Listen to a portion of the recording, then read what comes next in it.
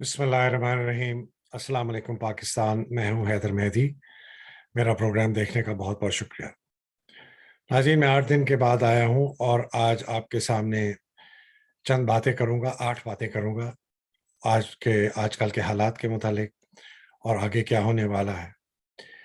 मैं चाहता हूं कि हम इस पूरे मंज़र को जो पाकिस्तान में आ रहा है, इनको एक ऐसे सीक्वेंस में देखें कि हमें समझ आ जाए कि ये क्या हो रहा है और ये कहाँ ले जा रहा है। जो 8 बातें मैं आपके सामने पेश करना चाहता हूँ, उनमें से सबसे पहले हमारी आज की सिचुएशन क्या है? इसके ज़िम्मेदार कौन हैं? हमारा इसमें अमेरिका की मुदाखलत और कॉन्स्पिरेसी का क्या मकसद था? ये न्यूट्रल का लफ्ज़ जो है, ये क्या है? और अगर ये हुकूमत जो इस वक़्त हम पर काबिज़ है, अगर ये रहती है, तो इससे क्या मसाइल पैदा होंगे? और आखिर में 2 बातें ये हैं कि शॉर्ट टर्म सॉल्यूशन इसका क्या है और आगे चल के इसका लॉन्ग टर्म सॉल्यूशन क्या है। तो पहले मैं आपको बात करना चाहता हूँ कि आजकल के हालात जो हैं, वो क्या हैं? क्लियरली जो बैटल लाइन्स हैं, जो सफ़ें हैं, वो दोनों तरफ जो हैं, वो कायम हो गई हैं और आपने आज सुना भी होगा, देखा भी होगा कि किस किस्म की दहशतगर्दी और फ़ैसिज़्म और फ़स्तायत जिसको कहते हैं, उसका आपने देखा है मुज़ाहिरा। औरतों के घरों में जाके, जहाँ पर सिर्फ़ निहत्थी औरतें हैं, बच्चियाँ हैं, उनको मारा-पीटा गया, धमकाया गया। एक जगह पर एक पुलिस वाले ने एक खातून को कहा कि अगर तुम मर्द ना होती, तो मैं तुम्हें थप्पड़ मारता। एक कैंसर की मरीज़ डॉक्टर यास्मीन राशिद को अपने घर से रात को निकाला गया, हमाद अज़हर को बंद कर दिया गया। एक ब्रिगेडियर के घर जाके उसकी बेइज़्ज़ती की गई, उसको पकड़ा गया। ये इस किस्म का निज़ाम हमने पाकिस्तान में नहीं देखा था बहुत सालों से। इसकी मिसाल 2 दौरे हुकूमत में हमें मिलती है। एक ज़ुल्फ़िकार अली भुट्टो के ज़माने में जब एफएसएफ बहुत ताकतवर हो गई थी और ख़ास तौर पे भुट्टो साहब के जो अपने दोस्त थे, उनके घरों पे जाके जब वो उनसे इख्तिलाफ़ करते थे, उनको उठाया जाता था, जेलों में डाला जाता था। बहुत बेदर्दी से उनकी मार-पीट होती थी और उनके साथ ऐसी-ऐसी वहशियाना हरकतें की जाती थी, जो बयान भी नहीं मैं कर सकता। इसके अंदर 2 शख्सियात, एक जे रहीम साहब, उनके साथ जो हुआ वो तो बस बताते हुए भी शर्म आती है, मैं बता नहीं सकता। और मौलाना तुफ़ैल जो अमीर जमात इस्लामी थे। ये भुट्टो साहब का ज़माना था और एफएसएफ जो उनकी थी एक किस्म की एक ये नाज़ी जो कहते हैं जैक बूटेड फ़ासिस्टी एक फ़ोर्स बन चुकी थी। दूसरा हमने जनरल ज़िया के ज़माने में देखा जब इस किस्म के दौर आया, लोगों को पकड़ा गया, कोड़े लगाए गए, रातों को उठाया गया। उसके बाद ऐसा नहीं हुआ। ये पहली दफ़ा है कि ये ऐसा हो रहा है। हमारे सिविलियन हुकूमतें आईं, उन्होंने कुछ नहीं किया। तो अगर ये इस तरह चलता रहा और इस किस्म की ये ज़ुल्म लोगों के ऊपर होता रहा, तो इसके नताइज बहुत संगीन होंगे और पाकिस्तान खाना जंगी की तरफ जाएगा, तबाही की तरफ जाएगा, बर्बादी की तरफ जाएगा, खून-खराबा होगा। ये जो कॉन्फ्लिक्ट है, इसके पीछे इसके जो आंसर हैं, जो फैक्ट्स हैं कि ये कैसे हो सकता है कि एक इतनी कमज़ोर हुकूमत, जिसके पास कुछ भी नहीं है, वो इस किस्म की धन-दनाते एक ज़ुल्म करे पाकिस्तानी शहरियों पर और उनके घरों में जाके और रात के वक़्त औरतों के साथ ये बातचीत की जाए।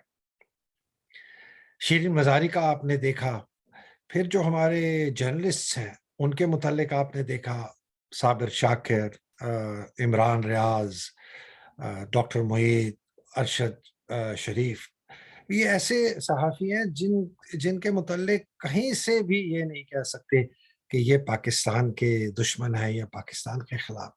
तो आखिर ये हो क्यों रहा है?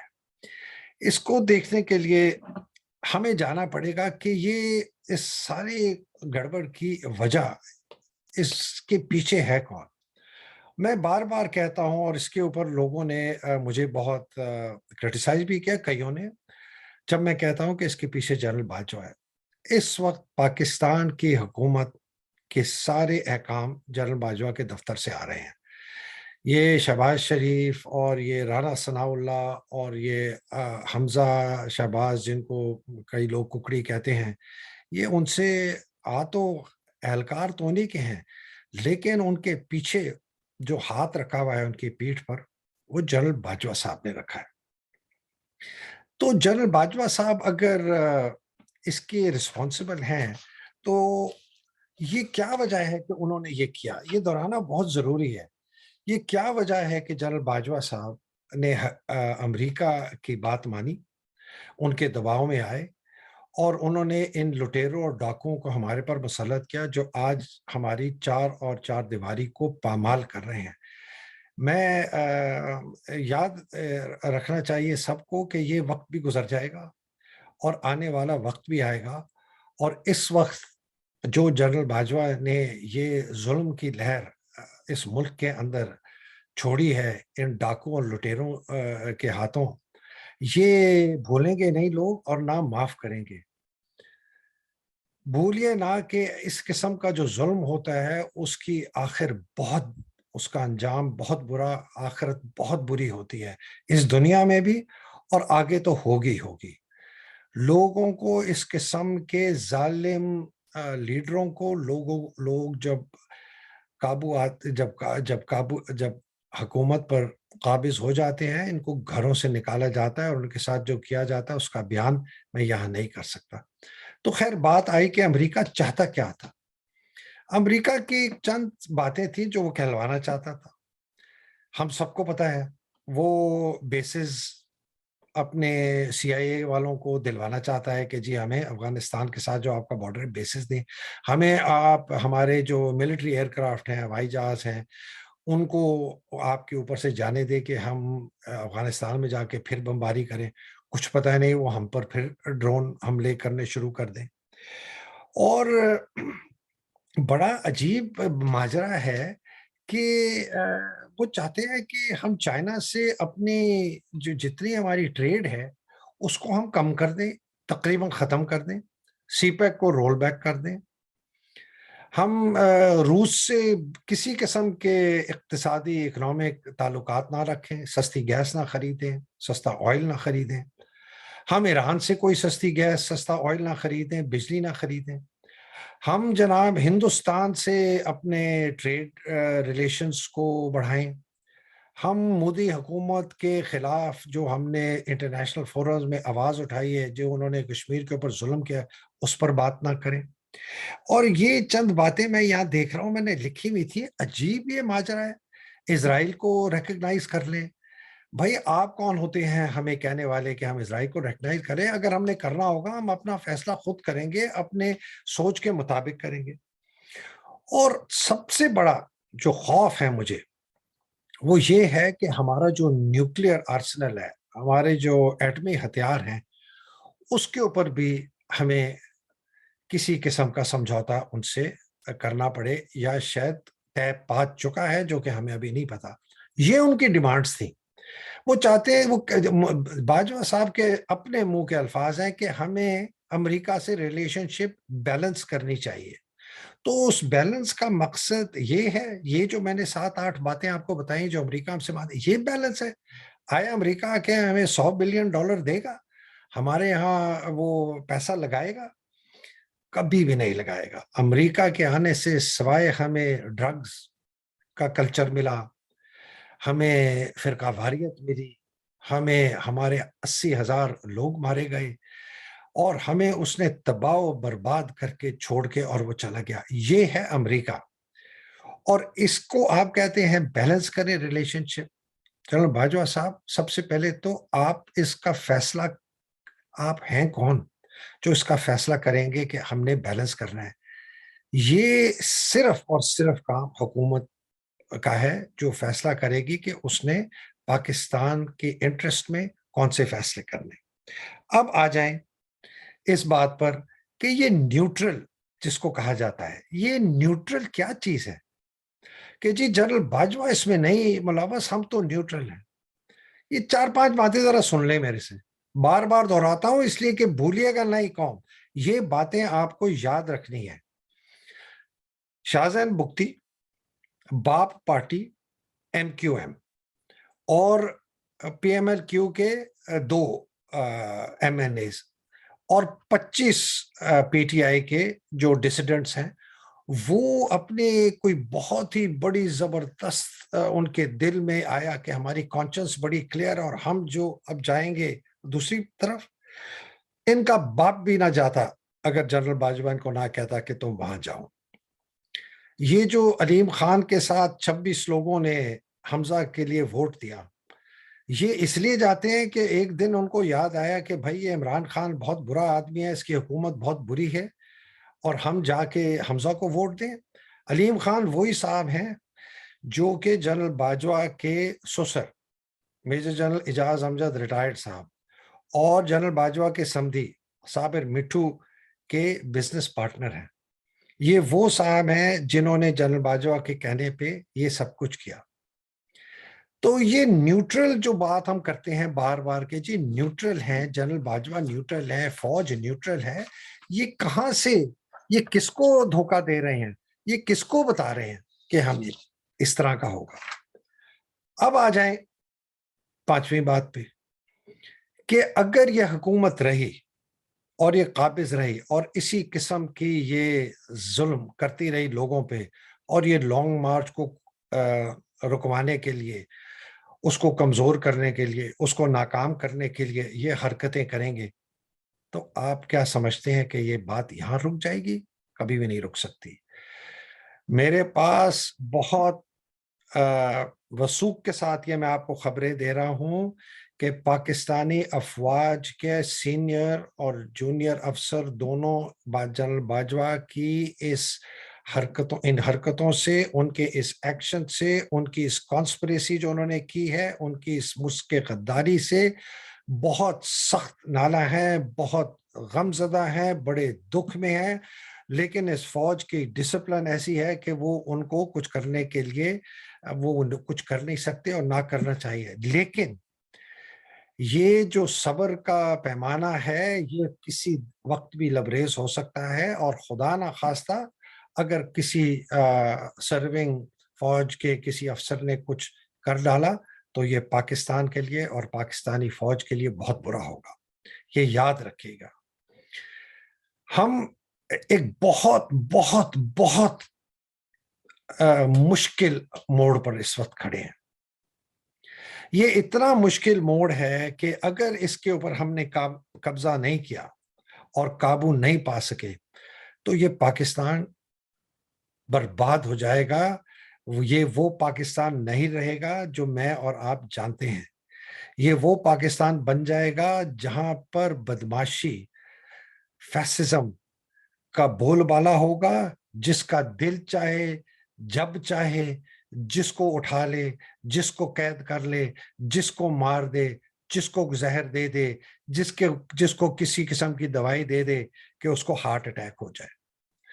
ہم یہ ایک ایسے موقع پہ ہیں کہ اگر اس وقت پاکستانی قوم نے، اگر پاکستانی قوم ڈٹی نہیں اور اس کا مقابلہ نہیں کیا تو ہمارا مستقبل بہت بہت بہت خراب ہے۔ اور لیکن اگر ہم اس پہ قابو پا گئے تو امید کی روشنی پھر جاگ جائے گی۔ یہ عمران کی 25 مئی کی کال اور جو آج کل کے حالات ہیں، یہ بات اس سے بہت آگے چل پڑی ہے۔ وہ آگے اس لیے چل پڑی ہے کہ جب لوگوں کے دل اور دماغ میں ایک ایسی بات بیٹھ جائے کہ اب بہت ہو چکا، ہم اب کسی اس قسم کی بکواس کو ہم برداشت نہیں کریں گے، تو اس کا نتیجہ یہی ہوگا کہ یہ قوم اٹھے گی۔ اور یہ اب وقت آ گیا ہے کہ یہ ہزاروں سال کی غلامی، جہاں پر ہزاروں سال سے چھوٹے چھوٹے ٹولے اس پاک و ہند کے جو ہمارا جزیرہ ہے اس کے اوپر قابض رہے ہیں، اور لوگ جو عام رعایا ہے وہ بھیڑ بکریوں کی طرح ان پر وہ قابض رہے ہیں۔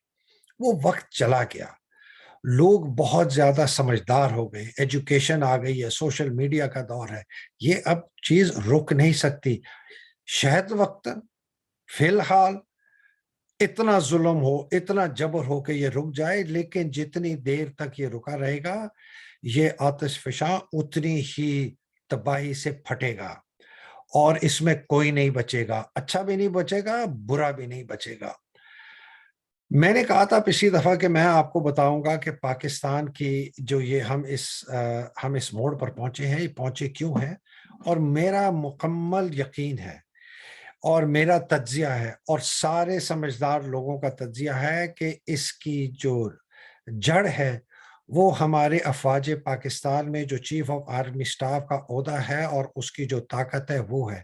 اس کو نہ کوئی پوچھ سکتا ہے، نہ اس کو کوئی روک سکتا ہے، نہ اس سے کوئی جواب داری کر سکتا ہے۔ اس عہدے میں جو قابض ہو وہ اس کا جب دل چاہے وہ من مانی کر سکتا ہے، جس کو نکالنا چاہے نکال سکتا ہے، جس کو لانا چاہے لا سکتا ہے۔ یہ دور اور یہ جو کانٹریکٹ ایک قسم کا تھا بہت سالوں سے، یہ اب نہیں چلے گا، یہ کانٹریکٹ ٹوٹ گیا۔ یہ ایک نیا، واقعی نیا پاکستان بن رہا ہے جہاں پر لوگ اب کہیں گے کہ نہیں، ہمارے بھی حقوق ہیں، یہ آپ اس قسم کی بدماشی نہیں کر سکتے۔ تو شارٹ ٹرم میں اس کا کیا علاج ہے؟ شارٹ ٹرم میں اس کا علاج بڑا آسان ہے، اس لیے کہ چونکہ طاقت اس وقت صرف ایک آدمی کے پاس ہے، جنرل باجوہ، اور کسی کے پاس ہے۔ اگر کسی کو کوئی شک ہے کہ کسی اور کے پاس ہے تو وہ، جس طرح میں انگریزی کا ایک لفظ ہے، وہ کوکو لینڈ میں رہ رہا ہے۔ ساری طاقت جنرل باجوہ کے پاس ہے، انٹرویو وہ کرتے پھر رہے ہیں نئی کیئر ٹیکر گورنمنٹ کو۔ آصف زرداری ان سے جا کے مل رہے ہیں، شہباز شریف ان سے جا کے مل رہے ہیں۔ یہ شہباز شریف بھیک مانگ رہے ہیں کہ جناب اگر ہمیں فوج سپورٹ کرے گی تو ہم سخت فیصلے کریں گے۔ او بھائی، تم آئے کس لیے تھے؟ تم نے تو کہا تھا کہ یہ عمران سلیکٹڈ ہے، اس سے زیادہ سلیکٹڈ کون ہو سکتا ہے کہ تم کھلے عام کہہ رہے ہو کہ ہمیں مدد چاہیے۔ تو شارٹ ٹرم کیا ہے؟ شارٹ ٹرم یہ ہے کہ ایک دوسرا، دو ہمارے اور ادارے ہیں اس ملک میں جو کچھ کر سکتے ہیں۔ ایک ارادہ ہمارا ہے، معاف کیجیے گا، ایک ادارہ ہمارا ہے صدر پاکستان کا، اور دوسرا ہمارا ادارہ ہے سپریم کورٹ کا۔ یہ بات اب ٹھہر گئی ہے سپریم کورٹ کے دروازے کے سامنے۔ سپریم کورٹ کا، اس کے پاس ہی یہ طاقت ہے کہ وہ سو موٹو لے اور وہ کہے کہ پاکستان میں اس وقت بہت انتشار ہے، جو کہ ہو رہا ہے اور اس سے زیادہ ہوگا، اور پاکستان میں ہماری اکنامک سچویشن بہت خراب ہے، تو وہ ایک اکنامک اور ایک پولیٹیکل ایمرجنسی ڈکلیئر کرے سو موٹو لے کے۔ اس ایمرجنسی کے ڈکلیئر کرنے کے بعد وہ صدر پاکستان کو امپاور کرے، ان کو وہ اختیار دے، ان کو وہ طاقت دے کہ وہ مندرجہ ذیل چیزیں کریں۔ ایک، وہ اسمبلیوں کو توڑ دے، ساری اسمبلیاں، نیشنل بھی پروونشل بھی، ساری اسمبلیاں، کوئی نہ۔ اس کے بعد وہ ایک نئے الیکشن کمیشن بنائے جو کہ بالکل صاف اور شفاف ہو۔ ڈاکٹر علوی جو ہے وہ بہت زبردست آدمی ہے، وہ کبھی بھی دو نمبری نہیں کریں گے۔ بالکل صاف اور شفاف الیکشن کمیشن بنائے، الیکشن انہی کنڈیشنز کے اندر ہو جو کہ تھی کہ جی اوورسیز پاکستانیز ووٹ کر سکتے ہیں، اور ای وی ایم کے تحت ووٹ ہوں گے، کوئی دھاندلی نہ ہو، اور اس کے ساتھ ساتھ وہ کیئر ٹیکر حکومتیں بنائیں، نیشنل لیول پہ بھی اور پروونشل لیول پہ بھی، اور نئے الیکشن کی تاریخ کا اعلان کریں۔ یہ ایک واحد طریقہ ہے اس کو آگے بڑھانے کا۔ اگر سپریم کورٹ نے اس وقت پاکستان کو سنبھالا نہیں اور اپنا، انہوں نے جو ان کا کام ہے، جو ان کا اختیار ہے، اور انہوں نے اپنا فرض جو ہے پاکستان کو بچانے کے لیے نہیں کیا، تو یہ پاکستان نہیں بچے گا۔ میں آپ کو بتا رہا ہوں، پاکستان نہیں بچے گا، یہ پاکستان ٹوٹ جائے گا، یہ تباہ ہو جائے گا، یہ برباد ہو جائے گا۔ یہ نہ پاکستان رہے گا جس طریقے سے آپ دیکھتے ہیں، نہ یہ فوج رہے گی، نہ کوئی اور رہے گا۔ یہ بہت بہت بہت سیریس میں بات کر رہا ہوں، بڑے دل سے کر رہا ہوں اور بڑے سوچ سمجھ کے کر رہا ہوں۔ یہ ایک اس کے ساتھ ایک بڑا عجیب ایک اور پہلو ہے، اور وہ یہ پہلو ہے کہ جب ہم سوچتے ہیں نا کہ جی یہ الیکشن، میرے ایک ساتھی ہیں فوجی جرنیل ریٹائرڈ، مجھے کہتے ہیں اچھا تو پھر یہ فری اینڈ فیئر الیکشن کون کرائے گا؟ میں کہا سپریم کورٹ کرائے گا، اور اگر اس کو کسی کی مدد چاہیے، کسی ادارے کی مدد چاہیے، وہ ان سے لے گا۔ تو انہوں نے کہا کہ تو پھر آپ تو کہہ رہے ہیں کہ جنرل باجوہ کے پاس جائیں، میں کہا نہیں، جنرل باجوہ کے پاس نہیں جائیں، جنرل باجوہ کو استعفیٰ دینا ہوگا، اور یہ بھی سپریم کورٹ جو ہے وہ اپنا لے۔ انہوں نے کہا کہ general Bajwa is a party to this conflict, general Bajwa کی وجہ سے یہ ہوا ہے، جنرل باجوہ کے ایکشنز جو ہیں وہ بہت کنٹروورشلز ہیں، تو جنرل باجوہ کو برطرف ہونا چاہیے۔ جنرل باجوہ کی کیا وجہ تھی کہ انہوں نے، بھائی آپ سوچے ایک آدمی نومبر میں ریٹائر ہو رہا ہے، وہ حکومت تبدیل کرتا ہے، لٹیروں کو لاتا ہے، اور وہ کیا آرام سے نومبر میں چلا جائے گا گھر؟ نہیں۔ میں نے پچھلے 1.5 مہینے سے بڑے لوگوں سے بات کی، بڑی ریسرچ کی، چھوٹے چھوٹے نکتے ملے، جس سے میں آپ کو ایک پیش کرتا ہوں خاکہ کہ ان کا اصل مقصد کیا ہے آنے کا۔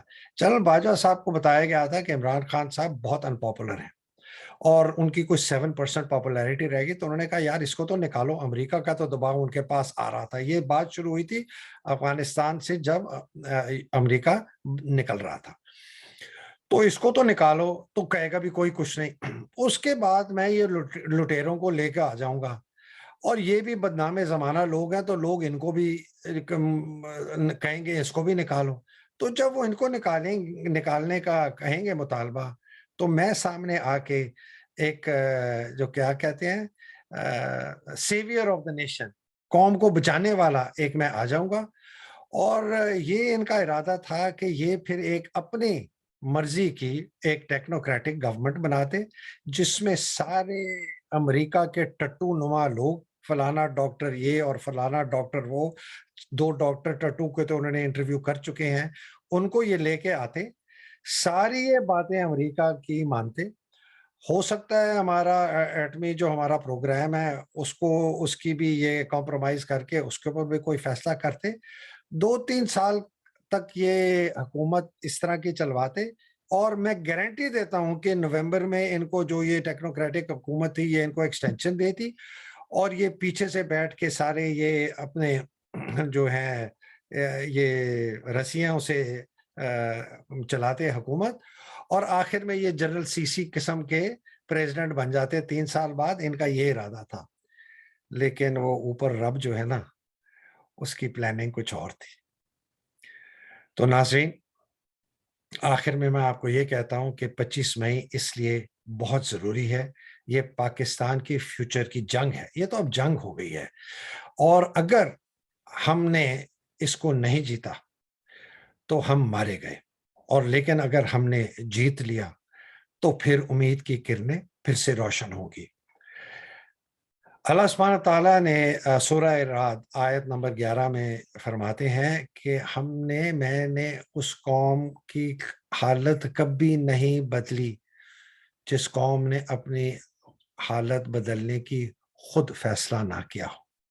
تو جب اللہ سبحانہ تعالیٰ یہ فرماتے ہیں تو فیصلہ تو ہم نے کرنا ہے نا، کہ ہم نے اپنی حالت کو بدلنا ہے، اور فیصلہ ہم نے کر لیا ہے۔ عمران خان کو خراج تحسین پیش کریں کہ اس نے ہمارے دلوں میں یہ صلاحیت ڈالی کہ ہم نے یہ فیصلہ کیا کہ ہم اپنی حالت کو بدلیں گے۔ 25 مئی ابتدا ہے پاکستان کی حقیقی آزادی کا۔ اللہ سبحانہ تعالیٰ آپ سب کو اپنے حفظ و امان میں رکھے، آپ کے اہل و عیال کو، آپ کے پیاروں کو، اور اللہ سبحانہ تعالیٰ پاکستان کو قائم و دائم رکھے۔ الحمدللہ رب العالمین۔ مجھے اجازت دیجیے، خدا حافظ۔